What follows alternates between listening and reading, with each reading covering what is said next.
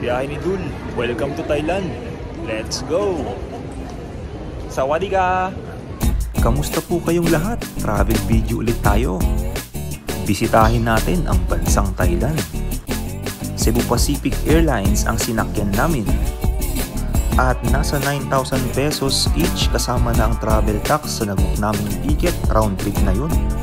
Manila to Bangkok, Bangkok to Manila. Day 1 in Thailand. 3 hours din ang tinagal ng biyahe namin. At dito kami lumapag sa Suvarnabhumi Airport, Bangkok. May susundo sa aming shuttle van from airport to hotel na nagkakahalaga ng 300 pesos each. Aabot din daw sa 1 oras ang biyahe namin papuntang hotel. Sa kanan ang manibela ng sakyan dito. At sa wakas, nandito na kami sa The Twin Towers Hotel. Nakisuyo muna kami na itabi ang aming mga luggage. Bro, ano bang gusto mong ma-experience dito sa Thailand? Pagkain, mga pagkain. Pagkain, bro. Oo. Mga mango sticky rice. Sige. Dito yun, niligit daw yung mango sticky rice dito eh. Try natin yan. Let's go. 1 oras na late ang Thailand sa Pilipinas.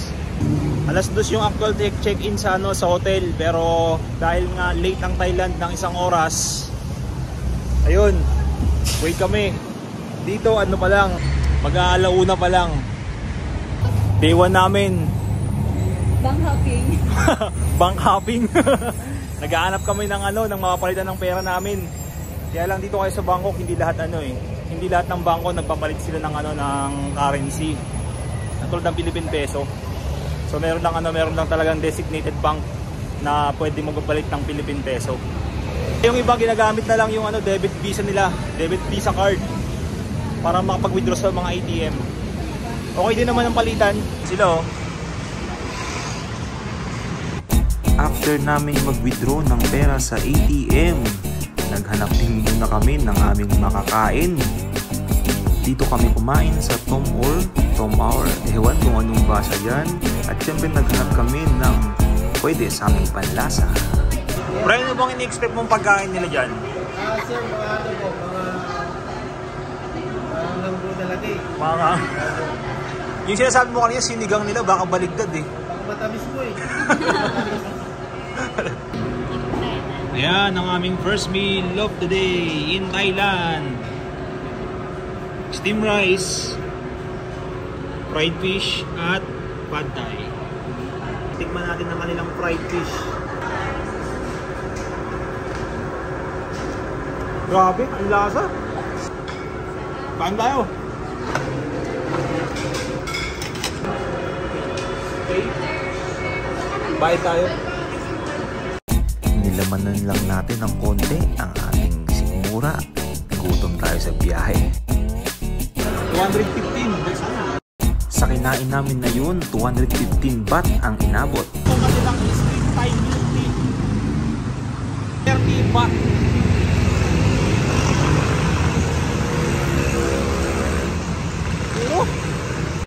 Bumalik na kami sa hotel at nag-check-in muna kami. Paalala lang, bawal ang sigarilyo. Sa room na yan, bawal na yan, bawal yan. O dito sa Bangkok, meron ding Grab.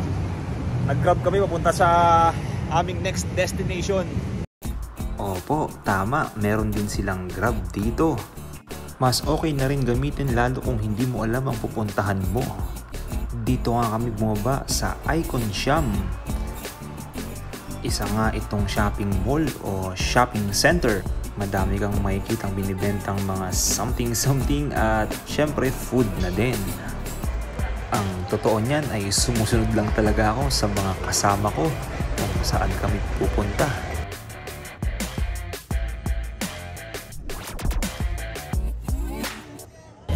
Mag-cruise daw kami. Mag-cruise daw kami. Ito yung binook ng kasama ko sa Klook na halos 2,000 pesos each. Let's go! So yun na nga, sakay kami sa cruise. Bale, nag-book na lang kami ng ticket sa Klook. Mga kasama ko, palaban sa Langaron. daming tao at mahaba ang pila.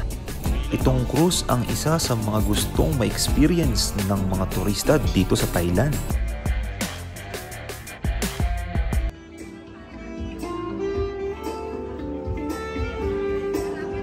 We are ready to cruise you along the Chao Phraya River with the highest safety standards.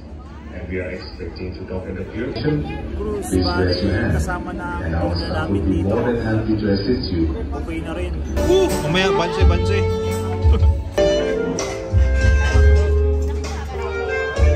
Pre, sulit ba? Sulit? Ano ba yung mga kinuha mo, pre? Wala eh.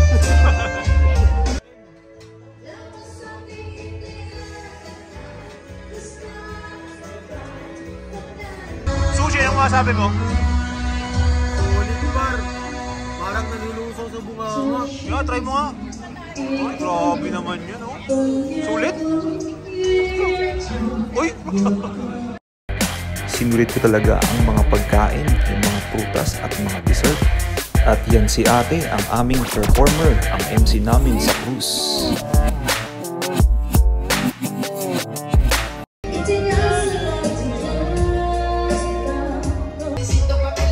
Grabe ka na, nanay.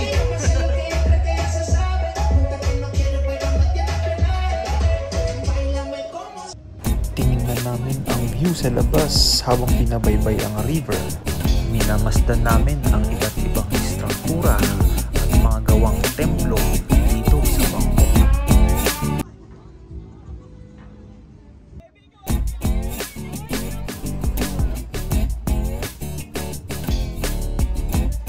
At pumasok na ulit kami sa loob ng cruise para maka-enjoy sa mga tugtugin ng performer. Parang iba narinig ko. Nantay mo nga, pre. Teka lang.